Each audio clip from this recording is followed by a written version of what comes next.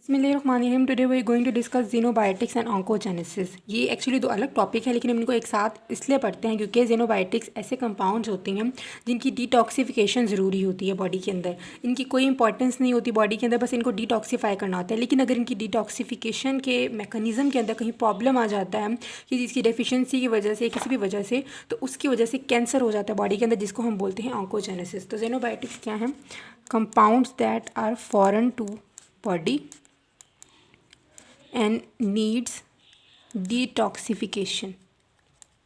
तो ये जो है इसकी डेफिनेशन होगी है, और मोस्टली ये जो है मैन मेड होते हैं। इसके एग्जांपल्स में आ जाएगा हमारे पास ABCDNE। ए के साथ मतलब एडिटिव्स, कोई भी फूड एडिटिव्स जो होते हैं। बी से हमारे पास आ जाएगा बिलीरुबिन, या फिर बैक्टीरियल एक्शन से जो डिफरेंट कंपाउंड्स बनते हैं। ठीक है, बैक्टीरियल एक्शन की वजह से हमारी बॉडी के अंदर जो वेस्ट चीज़ें बनती हैं। सी से हमारे पास आ जाएगा कॉस्मेटिक्स। डी से आ जाएगा कोई भी ड्रग्स वगैरह, और ई से आ जाएगा इन्वायरमेंटल पोल्यूशंस। इसके अलावा और भी बहुत सारी चीज़ें जैसे कि पेस्टिसाइड्स हैं, इंसेक्टिसाइड्स हैं, ये सारी चीज़ें जो हैं ये ज़ेनोबायोटिक्स के अंदर आ जाती हैं। तो इसके बाद अब मैंने जैसे बोला कि इसकी डिटॉक्सिफिकेशन ज़रूरी होती है, तो डिटॉक्सिफिकेशन का एक पूरा मैकेनिज़्म होगा। जो इसका डिटॉक्सिफिकेशन का मैकेनिज़्म है उसके अंदर दो फेजेस आते हैं। ठीक है, एक को हम बोलते हैं फ़ेज़ 1 रिएक्शन, एक को हम बोलते हैं फ़ेज़ 2 रिएक्शन। फ़ेज़ 1 के अंदर मेनली जो है हाइड्रोक्सिलेशन रिएक्शन हो रहा होता है।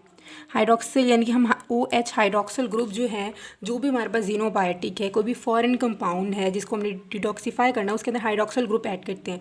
हाइड्रोक्सिल ग्रुप ऐड करना या तो मेनली जो है ना, मेनली मैं बता रही हूँ, मेनली हाइड्रोक्सिलेशन करनी है, हाइड्रोक्सिल ग्रुप ऐड करना है। इसके अलावा हम और तरीके से भी उनको मॉडिफाई कर सकते हैं, हम उनकी रिडक्शन करा सकते हैं, डीमाइनेशन करा सकते हैं। बहरहाल जो मोस्ट इंपॉर्टेंट है हाइड्रोक्सिलेशन होता है। हाइड्रोक्सिलेशन जब हम इसे करते हैं तो उसका फ़ायदा ये होता है कि जो फेज़ सेकेंड होता है, जिसके अंदर हमने डिफरेंट इस तरह के कंपाउंड उसमें ऐड करने होते हैं कि उसको वाटर सोल्यूबल बना देते हैं। अगर फ़ेज़ 1 नहीं चलेगा तो फ़ेज़ 2 के लिए वो प्रिपेयर नहीं होगा। तो फ़ेज़ 1 का मेन मकसद ये होता है कि इसको फ़ेज़ 2 के लिए प्रिपेयर करना। बाज़ औक़ात फ़ेज़ 1 के बाद यानी कि जब हम हाइड्रोक्सिलेशन करते हैं ज़ेनोबायोटिक्स की, तो वो बहुत, बल्कि जितना पहले नुकसानदा होता है ना, उतना उससे भी ज़्यादा जो है वो नुकसानदा चीज़ बन जाती है हमारी बॉडी के लिए। तो हम उसको मोर रिएक्टिव स्पीशी में कन्वर्ट करा देते हैं। ठीक है, यानी कि ये फ़ेज़ 1 जो है एक्चुअली इसका मेन मकसद फ़ेज़ 2 के लिए प्रिपेयर करना है। बाज़ औक़ात ऐसा होता है कि कुछ ज़ेनोबायोटिक्स को सिर्फ फ़ेज़ 1 रिक्वायर्ड होता है। ठीक है, एक मतलब कि बहुत ज़्यादा वेराइटी है इसके अंदर। जैसे कि अब ज़ेनोबायोटिक्स हैं, कुछ ऐसी होंगी कि अगर सिर्फ फ़ेज़ 1 चलेगा उनके अंदर और वो कन्वर्ट हो जाएंगी वाटर सोल्यूबल एक्सक्रीटेबल फॉर्म में। ठीक है, वाटर सोल्यूबल एक्सक्रीटेबल फॉर्म में, और हमारा मेन मकसद ये होता है कि हम एक्सक्रीटेबल फॉर्म के अंदर उसे कन्वर्ट कर सकें। लेकिन कुछ ऐसी होती हैं कि उनको पहले फ़ेज़ 1 जो है वो रिक्वायर होगा। फ़ेज़ 1 के नतीजे में ज़्यादा रिएक्टिव स्पीशी बन जाएगी, और ज़्यादा रिएक्टिव, जितनी पहले से उससे भी ज़्यादा रिएक्टिव बन जाएगी, और फिर फ़ेज़ 2 चलेगा और उसको वाटर सोल्यूबल एक्सीडेबल फॉर्म में कन्वर्ट कर देगा। होप थोड़ा बहुत आइडिया हो गया आपको कि क्या स्टेप होता है कि ठीक है, फ़ेज़ 1 जो है ज़्यादा रिएक्टिव में कुछ में चेंज कन्वर्ट कर देता है, और फिर फ़ेज़ 2 जो है वो ये काम कर देता है, इसे पोलर बनाता है। ठीक है, अब हम स्टार्ट करते हैं हाइड्रोक्सिलेशन किस तरह से होती है। हाइड्रोक्सिलेशन का मैं एक जनरल रिएक्शन यहाँ पे लिख देती हूँ। ये जो है मेरे पास कोई भी ज़ेनोबायोटिक है, RH से मैं उसको शो कर रही हूँ। ठीक है, उसमें हम क्या करते हैं, ऑक्सीजन, मोलिकुलर ऑक्सीजन यूज़ होगी, और हमने ROH में से कन्वर्ट कर दिया। देखिए हमने इसके अंदर क्या ऐड कर दिया, हाइड्रोक्सिल ग्रुप ऐड कर दिया। एक ऑक्सीजन जो होगा वो इधर जाएगा और दूसरा ऑक्सीजन जो है वो वाटर के अंदर चला जाएगा। अब यहाँ पे आपके दिमाग में आ रहा होगा कि ये चीज़ कहाँ से आई।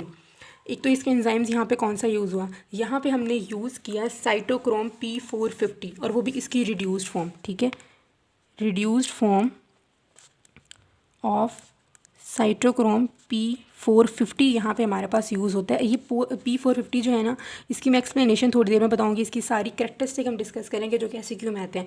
अभी फ़िलहाल के लिए आप ये याद रख लें कि हमने इसे P450 इसलिए कहा क्योंकि इसकी मैक्सिमम अब्जॉर्प्शन जो होती है ना, लाइट की मैक्सिमम अब्जॉर्प्शन 450 नैनोमीटर पर होती है, इसलिए हम इसको ये नाम देते हैं। ये एक्चुअली मिक्स्ड फंक्शन ऑक्सीडेजेज होते हैं, यानी कि ये ऑक्सीडेशन कराते हैं। जैसे कि आपको यहाँ रिएक्शन में शो हो रहा है कि इन्होंने हाइड्रोक्सिलेशन कराई, ऑक्सीडेशन कराई। ये रिड्यूस फॉर्म से अपनी किस में कन्वर्ट हो जाएगा, ऑक्सीडाइज्ड साइटोक्रोम P450 के अंदर। अब जाहिर है यहाँ पे रिड्यूस्ड फॉर्म से ऑक्सीडाइज फॉर्म में तो ये हो गया ऑक्सीडेशन, यहाँ पे ये काम हो गया, लेकिन यहाँ पे हाइड्रोजन जो है वो कौन प्रोवाइड करेगा, तो वो हाइड्रोजन प्रोवाइड करने वाला जो काम होता है वो NADPH प्रोवाइड करता है। ठीक है, तो यहाँ रिएक्शन में हमारे पास क्या यूज़ होगा, NADPH यूज़ होगा इस रिएक्शन के अंदर, जो कि यहाँ पे हाइड्रोजन प्रोवाइड करेगा। एक्चुअली NADPH पहले जो है अपना हाइड्रोजन प्रोवाइड कर देते हैं ऑक्सीडाइज साइटोक्रोम P450 को, जो कि फिर किस फॉर्म में कन्वर्ट हो जाती है, रिड्यूस्ड फॉर्म के अंदर कन्वर्ट हो जाती है। अगर मैं इस तरह से लिख दूँ कि हमने इसे रीकन्वर्ट कराना हो इस फॉर्म के अंदर, तो यहाँ पे क्या चीज़ हमारे पास यूज़ होगी, हमारे पास NADPH यूज़ होगा, जो कि NADP में कन्वर्ट हो जाएगा। ठीक है, तो यहाँ पे आपको समझ आई किस तरह से होता है कि NADPH अपना हाइड्रोजन जो है वो साइटोक्रोम P450 को देता है, जो कि हाइड्रोजन के साथ रिड्यूस फॉर्म में आ जाती है, और वहाँ से वो जो है अपना हाइड्रोजन इस रिएक्शन में देता है। एक ऑक्सीजन जो है वो यहाँ पे एजिनोबायोटिक्स के अंदर जाती है और दूसरी ऑक्सीजन जो है वो वाटर के अंदर चली जाती है। अब क्योंकि देखिए ऑक्सीजन के दो तरह से उसका काम हुआ, एक इसने यहाँ पर ऑक्सीडेशन करी, दूसरी इसकी रिडक्शन हुई, तो इस वजह से हम साइटोक्रोम P450 को मिक्स्ड फंक्शन ऑक्सीडेज बोलते हैं। ठीक है, यही रीज़न है कि इसको मिक्स्ड फंक्शन ऑक्सीडेज बोलते हैं। तो हमारा फेज़ 1 जो है वो कंप्लीट हुआ। अब हम चलते हैं हमारे फेज़ 2 की तरफ। फेज़ 2 के अंदर जैसे कि मैंने आपको बताया था कि हमने फेज़ 1 करा के इसको अवेलेबल करा दिया कि हम दूसरे कंपाउंड इसके अंदर ऐड करा सकें। अब कौन कौन से कंपाउंड इसमें ऐड करा सकते हैं, हम जो है इसके अंदर ग्लूकुरोनिक एसिड ऐड करा सकते हैं। ठीक है, ग्लूकुरोनाइल ग्रुप जिसे यानी कि ग्लूकुरोनिक एसिड यूज़ होगा, इसे ग्लूकुरोनाइल ग्रुप देगा, जिसको हम बोलेंगे ग्लूकुरोनाइडेशन। हम सबको डिटेल में पढ़ेंगे क्योंकि ग्लूकुरोनाइडेशन जो है बहुत इंपॉर्टेंट SCQ आ जाता है कि किस तरह से जो ग्लूकुरोनिक एसिड है वो ज़ीनोबायोटिक्स के मेटाबॉलिज्म में यूज़ होता है। तो ग्लूकुरोनिक एसिड किस तरह से यूज़ होता है मैं कुछ देर में आपको बताती हूँ। ठीक है, वो ग्लूकुरोनाइडेशन में आ जाएगा। जो हमने ये कंपाउंड यहाँ प्रोड्यूस किया, इसके अंदर जो है ग्लूकुरोनाइल ग्रुप ऐड होगा वाया ग्लूकुरोनिक एसिड। ठीक है, ग्लूकुरोनाइडेशन हो जाती है। इसके अलावा जो है सल्फेशन होती है, यानी कि हम सल्फेट ग्रुप इसके अंदर ऐड करते हैं। थर्ड पर हम ग्लूटाथायोन ग्रुप ऐड करते हैं, जिसको हम बोलते हैं कॉन्जुगेशन विद ग्लूटाथायोन। तो ये 5 होते हैं टोटल। ठीक है, ये अलग से SCQ आ जाता है कि फेज़ 2 के सारे बताएं कि कौन कौन से कंपाउंड से हम जो है ना कॉन्जुगेशन करा सकते हैं। तो वहाँ पे आपने यही लिखना है कि ग्लूकुरोनाइडेशन, आगे जो मैं बताऊँगी वो भी लिखना है कि ये इस कंपाउंड से होगा, ये एंजाइम यूज़ होगा। इस तरह से कॉन्जुगेशन विद ग्लूटाथायोन। और हम क्या करा सकते हैं, इसकी एसिटाइलेशन करा सकते हैं, एसिटाइल ग्रुप, यानी कि इसके अलावा मिथाइलेशन करा सकते हैं, मिथाइल ग्रुप। चलिए अब इसके डिटेल की तरफ आते हैं। सबसे पहले जो है हमारे पास सल्फेशन आ जाता है। हाँ जी, तो ये सारे कंपाउंड्स के अंदर सबसे पहले जो इंपॉर्टेंट चीज़ है कि यहाँ पर ये डोनेट कौन करता है। ठीक है, ग्लूकुरोनाइल ग्रुप डोनेट कौन करता है, इसी तरह सल्फेट ग्रुप डोनेट कौन करता है, ग्लूटाथायोन कौन डोनेट करता है, एसिटाइल ग्रुप कौन करता है, एंड मिथाइल ग्रुप कौन डोनेट करता है। ये चीज़ें हमने देखनी है। उसके बाद हमने देखनी है कौन सा एंजाइम जो है इसको कैटालाइज करता है। सबसे पहले हम ग्लूकुरोनाइडेशन की तरफ आते हैं। तो यहाँ पे जो हमारे पास डोनर यूज़ होता है वो यूज़ होता है UDP ग्लूकुरोनिक एसिड। UDP ग्लूकुरोनिक एसिड जो है एज ए डोनर यूज़ होता है यहाँ पर। और जो एंजाइम हमारे पास यूज़ होता है वो एंजाइम हमारे पास होता है ग्लूकुरोनाइल ट्रांसफेरेज। ठीक है, कि ये हमारे पास क्या कि ये डोनर कौन है और यहाँ पे एंजाइम कौन सा यूज़ हुआ है। एंजाइम हमारे पास हुआ है ग्लूकुरोनाइल ट्रांसफेरेज। ठीक है, जो इसको ट्रांसफ़र करता है, ग्लूकुरोनाइल ग्रुप को ट्रांसफ़र करता है। उसके बाद हमारे पास चीज़ें आ जाती हैं कि ग्लूकुरोनाइडेशन कौन कौन से कंपाउंड्स के अंदर होता है, कि कौन कौन से ज़ीनोबायोटिक्स के अंदर होता है। ठीक है, ये हम कह सकते हैं कौन कौन से ज़ीनोबायोटिक्स के अंदर होता है। तो ज़ीनोबायोटिक जो हमारे पास ग्लूकुरोनाइडेशन के अंदर यूज़ होते हैं वो आ जाते हैं हमारे पास 2-एसिटाइल अमाइनो फ्लोरीन। ठीक है, 2-एसिटाइल अमाइनो फ्लोरीन, इसको आप जो हैं वो ऐसे केमिकल कंपाउंड्स के अंदर पढ़ोगे जो कि कार्सिनोजेनिक होते हैं। हम नेक्स्ट मतलब जो हम पढ़ेंगे ऑन्कोजेनेसिस पढ़ेंगे, वहाँ पे आप 2-एसिटाइल अमाइनो फ्लोरीन को देख लेंगे। इसके अलावा benzoic acid and phenol steroids, ये सारी जो है ना इसके अलावा एलेनिन भी।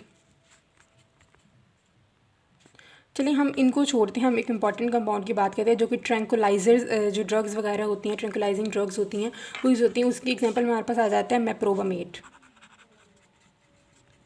तो मेप्रोबामेड जो है ना वो इस तरह से होता है, 2-एसिटाइल फ्लोरोअमीन, बेंजोइक एसिड, फिनोल, स्टेरॉइड्स और मेप्रोबामेड। ये किसके थ्रू होती हैं? ग्लूकुरोनाइडेशन के थ्रू होती हैं। और मेनली ग्लूकुरोनाइडेशन अगर हम बॉडी के अंदर देखें तो बिलीरुबिन के थ्रू भी होती है। जो बिलीरुबिन मैंने आपको बताया था कि वो भी जीनोबायोटिक्स के तौर पर एक्ट करता है, तो इसी तरह बिलीरुबिन की भी ग्लूकुरोनाइडेशन होती है। उसके बाद सल्फेशन की तरफ आ जाते हैं। सल्फ़र का डोनर हमारे पास क्या यूज़ होता है? वही जो हम आपने पैप्स नाम सुना होगा, ठीक है, PAPS, जो किसकी प्रोनाउंसिएशन मतलब किसके लिए स्टैंड करता है? 3-फॉस्फोएडिनोसिन 5-फॉस्फोसल्फेट, ठीक है, 3-फॉस्फोएडिनोसिन 5-सल्फोफॉस्फेट। ये जो है इधर सल्फेट डोनर के तौर पर एक्ट करता है। और यहाँ पे जो है इंजाइम डेफिनेटली जो है कोई सल्फर ट्रांसफेरेज इंजाइम यूज़ होगा और वो यहाँ पे रिएक्शन इसको करवाएगा। और इसकी एग्जांपल में हमारे पास आ जाती हैं ग्लाइकोलिपिड्स वगैरह, ग्लाइकोप्रोटीन्स और गैग्स, ठीक है, ग्लाइकोलिपिड, ग्लाइकोप्रोटीन और गैग्स, ठीक है, यानी ग्लाइकोजामिना ग्लाइकन्स यहाँ पे यूज़ होते हैं। तो हमारा ग्लूकुरोनाइडेशन हो गया, सल्फेशन हो गया। उसके बाद ग्लूटाथायोन की कंजुगेशन, ये बहुत ही इंपॉर्टेंट है, क्योंकि पास पेपर उठा के देख लें, बहुत ही बार जो है ना ये रिपीट हुआ हुआ है, इसीलिए इसको हम ज़रा ना नीचे करके अलग से लिखते हैं, क्योंकि इसमें हमने बहुत सारी चीज़ें देखनी हैं। तो हमने क्या देखना है? Conjugation with glutathione. सबसे पहले हाँ, ग्लूटाथायोन ही ज़ाहिर है यहाँ पे डोनर के तौर पर एक्ट करेगा। ग्लूटाथायोन एक्चुअली एक ट्राइपेप्टाइड होता है, जिसमें क्या आ जाता है? Gamma glutamyl cysteinyl, gamma glutamyl cysteinyl glycine, ठीक है, ये ट्राइपेप्टाइड है, गैमा ग्लूटामाइल सिस्टीनाइल ग्लाइसिन। ये यहाँ पे डोनर के तौर पर एक्ट करता है, यानी जिसने जाके अटैच होना होता है। अब एक्चुअली ये जो है ना इलेक्ट्रोफिलिक होता है, ठीक है, ये न्यूक्लियोफिलिक होता है, ठीक है, ये न्यूक्लियोफिलिक होता है। और बहुत सारी हमारी जो जीनोबायोटिक्स होती हैं वो होती हैं इलेक्ट्रोफिलिक। तो इनका आपस में रिएक्शन होता है, यानी कि अटैक करते हैं उसके ऊपर, इलेक्ट्रोफिलिक जीनोबायोटिक्स इस पर अटैक करते हैं और फिर इनका क्या हो जाता है? रिएक्शन हो जाता है। तो हमारे जीनोबायोटिक्स यहाँ पे क्या होते हैं? इलेक्ट्रोफिलिक होते हैं। अब जो ग्लूटाथायोन है ना, इसको हम लिखते किस तरह से हैं? GSH जो है ना यहाँ पे लिखते हैं। GSH इसको लिखने का मकसद ये है कि यहाँ पे जो है ना हमारे पास सेल्फ हाइड्राइल ग्रुप होता है, जो कि एक्चुअली जो हमारे यहाँ पे सिस्टीन थी ना amino acid, cysteine amino acid उसका कंपोनेंट होता है। और बेसिकली जो है इसी ने यूज़ होना होता है डिफरेंट रिएक्शंस के अंदर, इस वजह से हम GSH के तौर पर इसको लिखते हैं। अगर हम रिएक्शन देखेंगे किस तरह से ये रिएक्ट करता है, तो ये समझ लें कि आप जीनोबायोटिक्स आए हैं, साथ में GSH रिएक्ट करेगा और इसको कन्वर्ट करा देगा GS और G के अंदर, ठीक है। ये रिएक्शन इस तरह से यहाँ पे हो रहा होता है। और यहाँ पे अगर हम एंजाइम की बात करें तो ग्लूटाथायोन एस ट्रांसफेरेज एंजाइम यहाँ पे यूज़ होगा, ग्लूटाथायोन एस ट्रांसफेरेज, यानी कि इसने ग्लूटाथायोन के सल्फर ग्रुप को जो है ना यहाँ पे ट्रांसफ़र किया।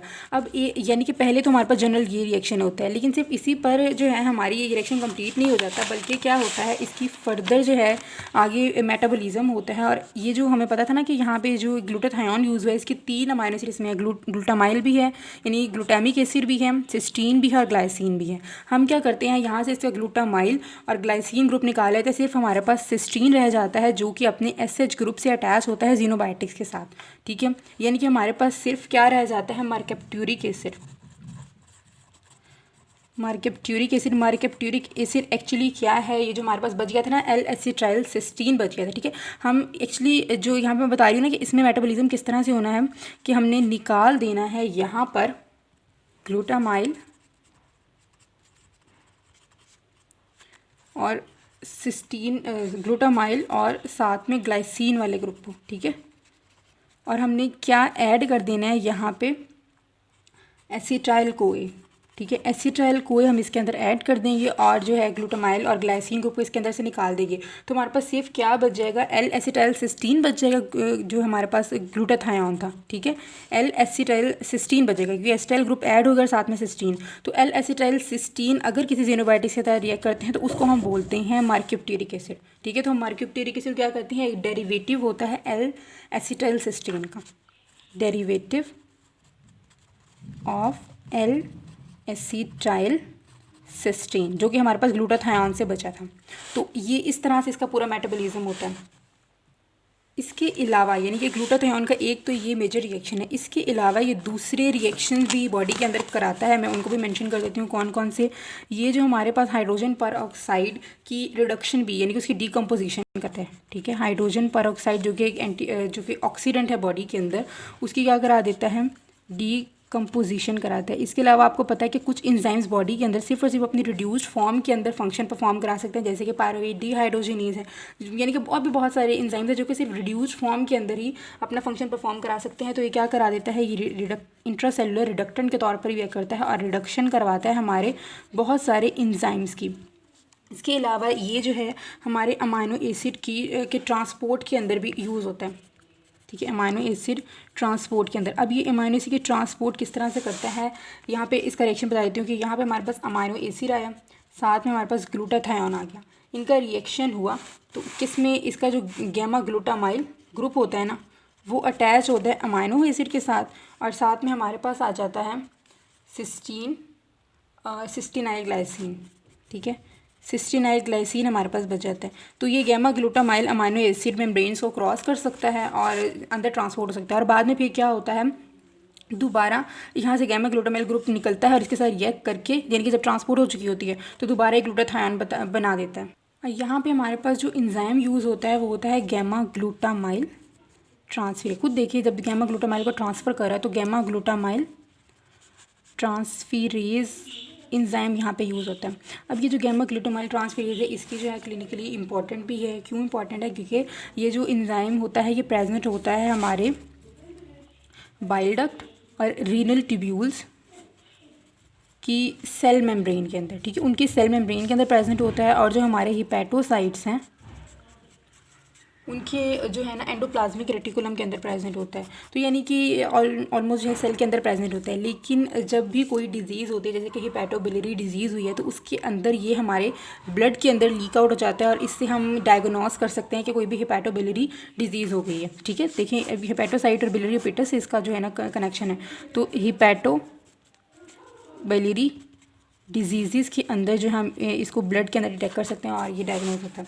अच्छा, अब हमारी ये कंप्लीट हो गई है कॉन्जुगेशन ग्लूटाथायोन। अब एसिटाइलेशन की तरफ आ जाते हैं। एसिटाइलेशन जो है एस्टाइलिनोसाइल मिथियोनिन जो है, यानी कि सैम जिसको हम देखते हैं, ये हमारी बॉडी के अंदर बहुत इंपॉर्टेंट ये तो हमारी मिथाइलेशन के अंदर यूज़ होता है ना, आपको पता है। एसिटाइलिनोसाइल मिथियोनिन जो है वो किस में, मिथाइलेशन में यूज़ होता है, तो वो तो यहाँ पे लिखना है, ठीक है। अब एसिटाइलेशन की हम बात करें थे, तो एसिटाइलेशन ज़ाहिर है उसमें कौन एसिटाइल कोए प्रोवाइड करेगा, ठीक है। एसिटाइल कोए जो है वो एसिटाइल ग्रुप प्रोवाइड करता है। और अगर हम इसका रिएक्शन देखें तो इसका रिएक्शन किस तरह होगा, एसिटाइल कोए होगा और साथ में हमारे पास ये फॉर एग्जांपल ज़ीनोबायोटिक्स एक्स से हम शो कर रहे हैं, तो यहाँ पे एसिटाइल साथ में एक्स प्लस को ए प्रोड्यूस हो जाएगा, ठीक है। एसिटाइल स्पेलिंग गलत हो गया, बहरहाल एसिटाइल ज़ीनोबायोटिक्स का कॉम्बिनेशन हो जाएगा, साथ में हमारे पास को ए प्रोड्यूस होगा। तो इस तरह से हमारे पास एसिटाइलेशन होती है। अब इसकी क्लिनिकली इंपॉर्टेंट ये क्यों है, क्योंकि जो हमारे पास ड्रग्स हम यूज़ करते हैं ना ट्यूबरकुलोसिस के ट्रीटमेंट के लिए, जो कि आइसोनियाज़िड होती है, ठीक है। आइसोनियाज़िड, ये अक्सर शॉर्ट क्वेश्चन आ जाता है। आइसोनियाज़िड जो है वो किस तरह से मेटाबॉलिज्म होता है फेज़ 2 के अंदर, ठीक है, यानी कि आइसोनियाज़िड कि किस तरह से फेज़ 2 के अंदर मेटाबॉलिज्म होता है, तो आपने बताना है कि आइसोनियाज़िड जो है ना ये ट्यूबरकुलोसिस के ट्रीटमेंट के अंदर यूज़ हो रहा होता है। लेकिन जब इसकी एसिटाइलेशन हो जाती है तो ज़ाहिर इसकी फंक्शनिंग जो है इफ़ेक्ट होती है। तो आइसोनियाज़िड जो है ट्यूबरकुलोसिस ट्रीटमेंट में यूज़ होता है और एसिटाइलेशन हो जाती है। उसके बाद मिथाइलेशन की बात करें तो मिथाइलेशन ज़ाहिर है जो है ना, यहाँ पे हमारे पास एसिटाइलिनोसाइल मिथियोनिन ये काम करेगा, मिथाइल ग्रुप डोनर करेगा और एंजाइम यहाँ पे हमारे पास होगा मिथाइल ट्रांसफेरेज।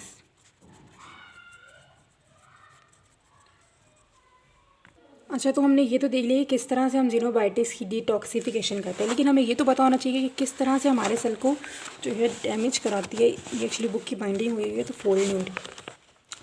चलो, तो किस तरह से ये हमारे पास ज़ीनोबायोटिक्स से हमने मेटाबॉलिज्म में क्या देखा कि साइटोक्रोम P450 जो है ये यानी कि मिक्स फंक्शन ऑक्सीडेज जो है ये ज़ीनोबायोटिक्स को किस फॉर्म के अंदर कन्वर्ट करा देता है, उसकी ज़्यादा रिएक्टिव फॉर्म के अंदर कन्वर्ट करा देता है। अगर तो इसने लेस रिएक्टिव फॉर्म में कन्वर्ट करा दिया फिर तो हमें नेक्स्ट स्टेप की ज़रूरत ही नहीं पड़ती। हम नेक्स्ट स्टेप क्यों करें जब हमारे पास यही सोल्यूबल फॉर्म के अंदर आ गए। लेकिन हम उस कंडीशन में देखते हैं जब ये रिएक्टिव मेटाबोलाइट बना देती है तो फिर क्या होता है, जनरली तो ये होता है कि यहाँ पे ग्लूटाथायोन ट्रांसफेरेज है, कोई भी एपॉक्साइड हाइड्रोक्सिलेशन नहीं, किसी भी तरीके से जो हमने 5 रिएक्शंस पढ़े हैं वो होते हैं और उसे non toxic water soluble excretable form के अंदर जो है उसे कन्वर्ट करा देते हैं, ठीक है। ये नॉन टॉक्सिक मेटाबोलाइट यहाँ पे लिखा हुआ है। लेकिन अगर हमारे पास इन चीज़ों की डेफिशिएंसी होती है, जो भी 5 स्टेप्स हमने किए उनमें से किसी की भी डेफिशिएंसी होती है, तो फिर क्या होता है, रिएक्टिव मेटाबोलाइट जो हैं डिफरेंट मैक्रोमोलिक्यूल्स के साथ जो है कोवलेंटली बॉन्ड हो जाते हैं। अगर कोवलेंटली बॉन्ड हुए ये हमारी डीएनए की प्रोटीन के साथ, तो जाके उन्होंने डैमेज किया, तो फिर क्या होगा, हमारे डीएनए को रिपेयर कराना होगा। ठीक है, डीएनए अगर डैमेज हुआ तो डीएनए को रिपेयर कराना होगा।